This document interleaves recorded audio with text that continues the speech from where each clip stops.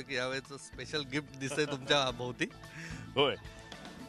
लहानपणापासून प्रत्येकाला वाटतं की आपली सायकल असावी आणि जेव्हा पण लहानपणी आपल्याला सायकल मिळते तेव्हा तो आनंद ॲब्सोल्युटली गगनात मावत नाही. आणि मग ती सायकल रोज पुसून मग शाळेत न्यायची आणि बाकीच्या आपल्या मित्रांपेक्षा आपली सायकल कशी चांगली आहे, त्याला किती गिअर्स आहेत, त्याचे सायकलचे सस्पेन्शन्स कसे चांगले आहेत ते सांगण्यात बराच वेळ जातो. असं व्हायचं, माझ्या बाबतीत असं व्हायचं. माझी अगोदर सायकल होती ती BMX होती, कोलंबियाची. आणि ती BMX म्हणजे जे आपण व्हिलीसाठी वगैरे वापरतो तशी होती. सो त्याच्यावर फ्रंट व्हिली, बॅक व्हिली वगैरे सगळ्या गोष्टी करायचो. जोडीला स्केट्स असायचं, स्केटिंग करायचो मी. अजूनसुद्धा मी कधी कधी वेळ मिळेल तसं स्केटिंग करतो. ते करताना सायकलिंग हे जे आहे फॅक्टर फारच जोडलं गेलं आणि ते हळूहळू त्याचं अपग्रेडेशन करत गेलो. पण हे सर्व जे अपग्रेडेशन जे आहे ते कष्टाचं आहे, कारण माझ्याकडे सायकल नंतर माझ्या ताईची MAT होती. त्या MATवरनं मी कॉलेजला जायचो वगैरे. आणि ती MATनी मला बरेच साथ दिली. त्याच्यानंतर माझी स्वतःची सुझुकी समुराई आली. आणि नंतर खऱ्या अर्थाने मी माझ्या स्वतःच्या घामाच्या पैशानी घेतली होती ती म्हणजे माझी पल्सर. आणि पल्सर तिचा नंबर सुद्धा माझ्या लक्षात आहे, MH06V2999. आणि मला वाटतं ती पल्सर काहीतरी विकावी लागली अचानक, तो एक काहीतरी मी ऐकलेलं.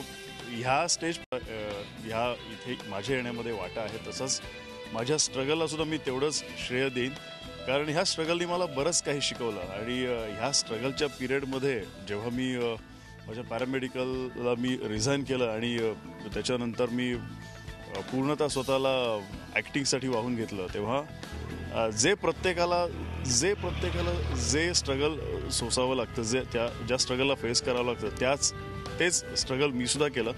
पण त्या स्ट्रगलनी मला बरंच काही शिकवलं. आणि ते करता करता एक वेळ अशी आली की मला माझ्या पहिल्या सिरियलसाठी बडोद्याला जायचं होतं.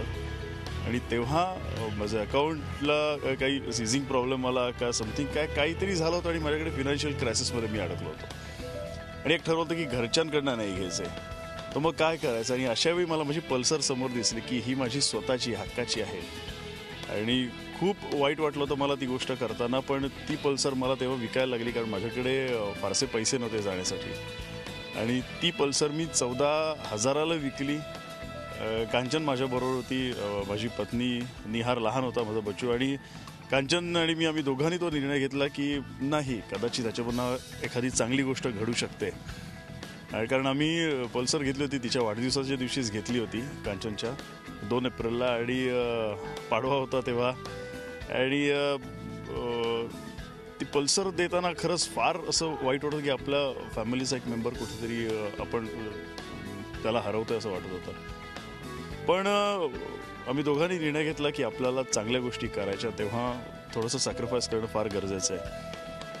पल्सर मी विकली आणि त्याचे 14,000 रुपये आले. ते घेऊन मी तडक आमच्या टेरेसवर गेलो आणि जवळपास अर्धा पाऊण तास नुसता रडत होतो त्या पैशांकडे बघून की माझ्याकडे माझी पल्सर नसणार आहे. आणि त्या 14,000मध्ये मला बऱ्याच पुढच्या गोष्टी करायच्या. आणि मग ते 14,000 रुपये घेऊन मी बडोद्याला शूट केलं, तिथे राहिलो तिकडे. आणि हळूहळू तो टप्पा गाठत आज त्याच माझ्या पल्सरचे आशीर्वाद, कांचनच्या साथीने आज ही 14 लाखापेक्षा जास्त, 14 लाखाची म्हणा लागत आहे, 14 लाखाची ही गाडी मला देवाच्या कृपेने, खंडेरांच्या कृपेने, तुमच्या कृपेने आणि माझ्या पूर्ण युनिटच्या कृपेने मला ही मिळालेली आहे.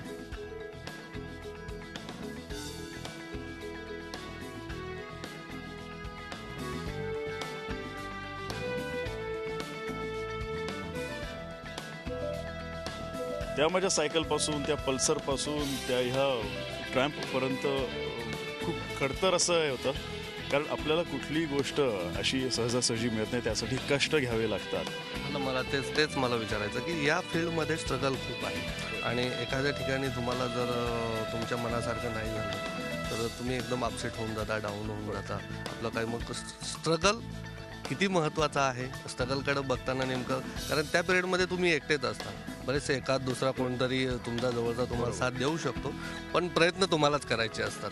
तर किती महत्त्वाचं आहे स्ट्रगल, की त्या पिरियडमध्ये तुम्ही कसं असायला हवं. खरी गोष्ट आहे. आपण आपल्या शेतकऱ्याचं उदाहरण घ्या की त्या शेतकऱ्याने समजा त्या शेतात कष्ट समजा घेतले नाहीत तर आपल्याला असं ते सोन्यासारखं धान्य मिळू शकत. तसंच हे सोन्यासारखं धान्य मिळवण्यासाठी ह्या शेतकऱ्याला फार कष्ट घ्यावे लागले.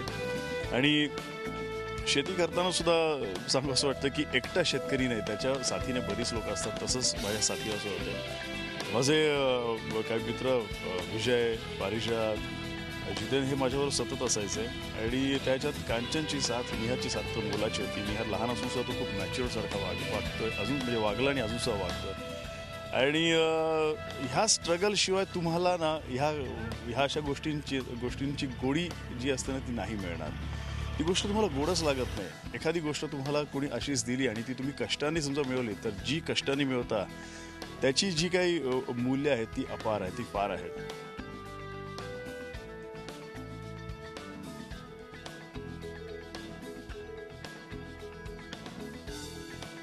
महेश सर किंवा नीलिमा मॅडम यांच्यासाठी मी त्यांचा मानसपुत्र जसं म्हणायला हरकत नाही. आधी सर मला अगदी भावासारखं मानतात वगैरे. त्यामुळे तुम्ही आता बघित असेल की आमचं नेहमी वर्कआउटबद्दल आमची चर्चा होत असते आणि त्यांनी आता हक्कानी राईड घेतली वगैरे. बरं वाटतं कारण फार आमचं असं आपलं असं आहे घरच्यासारखं मला वाटतं. त्यांच्या घरी कधी जाऊन मासे खायला मिळतात, उर्मिला खूप सुंदर वरण बनवते ते खायला मिळतं आणि माझे आणि महेश सरांमध्ये तर त्यांचे जे काय अनुभव आहेत ते शेअरिंग तर होतच असतं की त्यांनी स्ट्रगल कसं केलं जेणेकरून आम्हाला स्ट्रगल करताना उभारी मिळते. आणि अजूनसुद्धा मी स्ट्रगल करतोय. स्ट्रगल हे कधीच आपल्याला संपत नाही आहे. त्यामुळे हे जे मी काय केलं आहे हे मला असं वाटतं 1-5% असावं. अजून मला बराच मोठा पल्ला गाठायचा आहे. तर स्ट्रगल हे आहेच. ज्या ज्या ठिकाणी मंदिरांमध्ये 2 मुद्दे येतात समोर की तिथे महिलांना प्रवेश असावा की नसावा. तर काय वाटतं मनामध्ये की देवाचं मंदिर आहे सगळ्यांना खुलं असावं किंवा ज्या त्या ठिकाणी जे काही त्यांनी रेस्ट्रिक्शन घालून दिलेले आहेत ते योग्य आहेत अयोग्य आहेत? प्रत्येक गोष्टीची सांगड आहे ती शास्त्राशीच केली जाते. आपण असं म्हणतो की दक्षिणेकडे पाय करून झोपू नये असं म्हटलं जातं आणि त्या तिकडे फक्त शवालाच म्हणजे मेलेल्या माणसाला झोपवलं जातं. तर त्याच्यामागे सायन्स हा आहे की पृथ्वीचा जो काही आस आहे जो काही दक्षिणोत्तर जो आस असेल तर ती जी मॅग्नेटिक जे पॉवर आहे किंवा मॅग्नेटिक फ्लक्स जे आहे ते आणि आपल्या शरीराचं ह्याचं काहीतरी एक सांगड होत नाही. समजा आपण दक्षिणेकडे पाय केले तर मग आपण दक्षिणेकडे डोकं गेलं तर आपलं ब्लड सर्क्युलेशन चांगलं होतं, आपल्या हृदयावर जास्त त्याचं प्रेशर येत नाही. म्हणून तसं झोपू नये किंवा तसं झोपावं अशा ह्याच्यात ते आहे. तसंच ह्याच्यामध्ये शास्त्र असावं की कदाचित त्या शनीच्या चौथऱ्यावर काही व्हायब्रेशन्स असे क्रिएट झाले असतील जे कदाचित स्त्रियांना घातक होऊ शकत असेल. त्यामुळे ऑफकोर्स भावना जी आहे ती फार उच्चच आहे की आम्हाला देवाचं दर्शन घ्यायला पाहिजे. कदाचित स्त्रिया गरोदर असू शकतात किंवा काही वेगळ्या कंडिशनमध्ये असू शकतात किंवा त्यांना ते अपाय होऊ नये अशी सुद्धा त्याच्यामधली भावना असेल. पण खंडेरायांनी सांगितलेलं आहे की तुम्हाला समजा माझं दर्शन घेता आलं नाही तर तुम्ही नक्की एक करा की 5 पावलं जेजूरच्या दिशेने चाला, हातात एक छोटीशी दिवटी घेऊन आणि येळकोट येळकोट जय मल्हार म्हटलं तरीसुद्धा मला तुमचा नमस्कार तिकडे पोहोचतो. तसं सुद्धा काहीतरी असेल. मी शनिदेवांना प्रचंड मानतो. आज शनिदेवानी मला माझ्या परफेक्ट ट्रॅकमध्ये ठेवलेलं आहे. एक सरळ शनिदेव कधीच कोणाचं वाईट करत नाही. ते फक्त आपल्याला ना कुठे आजूबाजूला जाऊ देत नाहीत आणि त्यांनी मला असं सरळ मार्गी ठेवलेलं आहे. त्यामुळे मी इथून सुद्धा मी शनी शिंगणापूरला मी नमस्कार करतो आणि मी शनिदेवांना खूप मानतो. त्यामुळे देवाला काय तिथे जाऊन काय इथे जाऊन सुद्धा मनापासून नमस्कार केला तरीसुद्धा तो लाभतो. आणि काय प्रत्येक चराचरामध्ये देव आहे, प्रत्येक माणसामध्ये देव आहे. त्यामुळे त्या माणसानं देव मानलं तरी सुद्धा चालेल. मी मानतो. मी अगदी जेव्हा येताना सिग्नलला लहान लहान मुलं भेटतात मला तेव्हा मी त्यांच्याबरोबर चॉकलेट शेअर करतो. तिकडे मला त्यांचं देवत्व दिसतं. काही तृतीयपंथी त्या तिकडे दिसतात मला. त्यांच्याशी माझं नेहमी हितगुज असतं कारण त्यांच्यासाठी उदरनिर्वाहाचं दुसरं साधनच नाही आहे. तर माझ्या जमेल तशी मी त्यांना मदत करायचा प्रयत्न करतो. तर त्यांच्यामध्ये सुद्धा मी देवत्व बघतो आणि ते बघताना कोणाला असा अनुभव येण्याचा मला अनुभव येतो की कधी असं होतं की माझ्या गाडीला समजा आपण एक अंधश्रद्धा काही म्हणा एक लिंबू मिरची लावतो असं समजा मी सुद्धा लावतो. तसं ते लावताना समजा सुटे नसतील तर पटकन मला त्या तृतीय पंथांपैकी एक म्हणतो नाही सर आप जाओ मी देतो आणि त्यांनी दिलेले आहेत. ते त्यांचं प्रेम असतं. ते मला ओळखत नाही, त्यांना देवदत्त नागे कोण आहे माहीत नाही आहे, त्यांना जय मल्हार सुद्धा माहीत नाही आहे, पण त्यांना मी एक माणूस म्हणून नक्कीच माहिती आहे.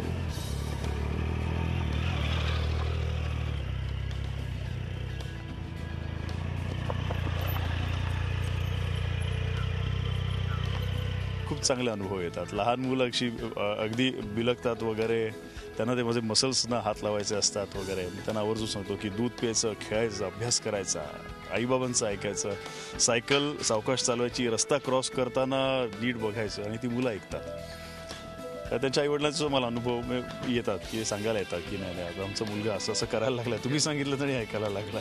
अगदी जाता जाता बाईक दिसतीये समोर. मला वाटतं रेड कलर काय खूप लकी आहे. लाल रंग म्हणजे ऊर्जा, लाल रंग म्हणजे पॉझिटिव्हिटी, आणि लाल रंग मला पहिल्यापासूनच आवडायचा.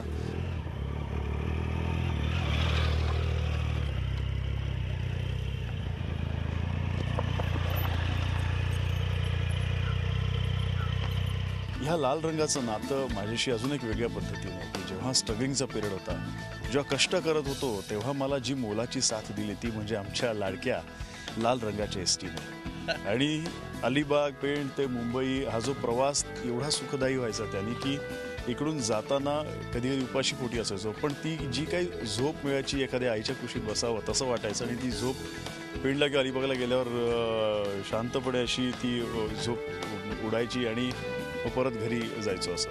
तेव्हा ते जे कष्टाचे जे दिवस होते त्याच्यामध्ये त्या लाल रंगाच्या एस टी बसनी खूप साथ दिली. त्यामुळे त्याची आठवण म्हणून विचार केला की आपल्या प्रत्येक व्हेकलचा रंग, प्रत्येक गाडीचा रंग लाल असावा, जेणेकरून ते कष्टाचे दिवस आहेत ते आपल्याला विसरता कामा नये. आपण किती अगदी मी रॉकेट जरी घेतलं तरी ते लाल रंगाचं असेल, स्पेस शटल घेतलं तरी सुद्धा ते लाल रंगाचं असेल, कारण त्या तिकडे कुठेतरी मला माझी एस टी बस नक्कीच आठवण करून देत असेल. वाढदिवस आहे म्हणून विचारतो, नेमकं काय आता आणखीन काय स्वप्न आहे की हे आपल्याला मिळवायचं आहे किंवा हे आपल्या बाबतीत व्हायला पाहिजे? बरीच आहेत. पहिली गोष्ट म्हणजे मला महाराष्ट्राच्या युवा पिढीला सांगावं असं वाटतं की माझं हे स्वप्न आहे की तुम्ही व्यसनमुक्त राहा, व्यायामाला लागा. हे माझं अगदी मनापासून स्वप्न आहे. त्यामुळे मी जिथे जिथे जातो, कॉलेजेसमध्ये जातो, तिकडे हेच सांगतो. आणि पुढच्या वाढदिवसाची सुद्धा काही गोष्टी ठरवलेल्या आहेत, त्या होणारच आहेत. त्यामुळे तेव्हा सांगितलं जाते, सिक्रेट आहे ते. स्वतः मी कायद्याला खूप मानतो, कायद्याचा अभ्यास केलेला आहे, त्यामुळे मी कायद्याचं उल्लंघन कधीच करत नाही. रस्त्यावरचे जे नियम आहेत ते मी अगदी पाळतो. त्यामुळे कधीही तुम्ही बाईक चालवताना एक लक्षात घ्या, हेल्मेट घालूनच बाईक चालवा.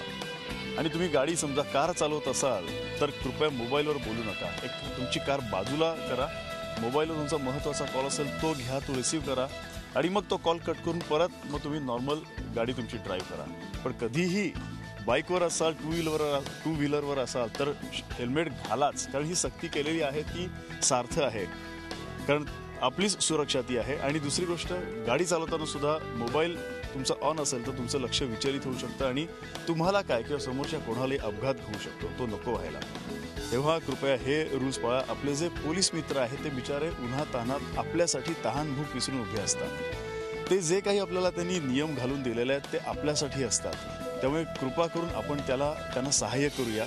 आणि त्यांचं जे काही सॅक्रिफाईस आहे, त्यांनी जो काही तो त्याग करता आहेत प्रत्येक वेळी उन्हातान्हात उभं राहून, जे आपल्याला जमणार नाही, तहान लागली तरी ते तिथेच थांबतात काही वेळ का सिग्नलसाठी वगैरे, तर त्यांना आपण सहकार्य करूया, ते आपल्यासाठीच आहेत. आणि जे सिग्नल आहे ते सिग्नल पाळा, रॉंग वेनी जाऊ नका, आणि जसं जमेल तसं त्यांना सहकार्य करा, कारण ते बिचारे आपल्यासाठी रात्रभर झटत असतात, दिवसभर झटत असतात, म्हणून आपण सुखाची झोप घेऊ शकतो. या देवाच्या सूचना आहेत की गाडी चालवताना, बाहेरमध्ये फिरताना कसं संयम बाळगला पाहिजे प्रेक्षकांनी.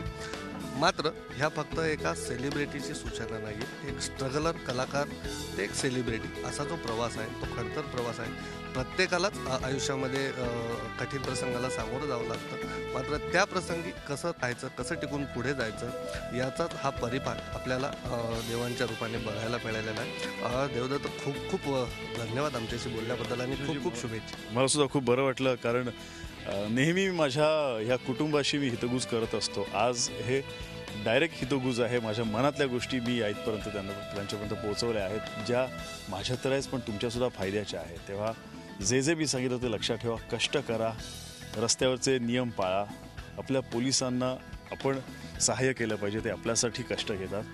तसंच सिगरेट, दारू ह्यांना दूर ठेवा, व्यायामाला लागा, खंडेरायांना माना, शनिदेवांना तर ते आपल्या पाठीशी सदैव असतात. आपण जरा वाकडं पाऊल टाकायला तर शनिदेव आपल्याला बरोबर कान धरून त्या सरळ रेषेत ठेवतात. त्यामुळे त्यांना सुद्धा नमस्कार करा, तो त्यांना पावतो. आणि स्त्रियांचा मान ठेवा, कारण स्त्री आहे म्हणून सर्व काही आहे. स्त्री जननी आहे, स्त्रीमुळेच आपण हे जग बघू शकतो. देवाच्या सूचना आहेत, त्यामुळे तुम्ही जर खरे अस्सल चाहते असाल तर हे सगळे आजची युवा पिढी असेल, तरुण असेल, की जे व्यसनांच्या आहारी पटकन जाताना आपल्याला दिसतात. मात्र त्यांचा हा जो संदेश आहे, आपण हाच संदेश किती महत्त्वाचा आहे आपण बघतोच आहोत. व्हिडिओ जर्नलिस्ट मंगेश भिसेचा प्रशांत नाजपुरे, झी मीडिया, मुंबई.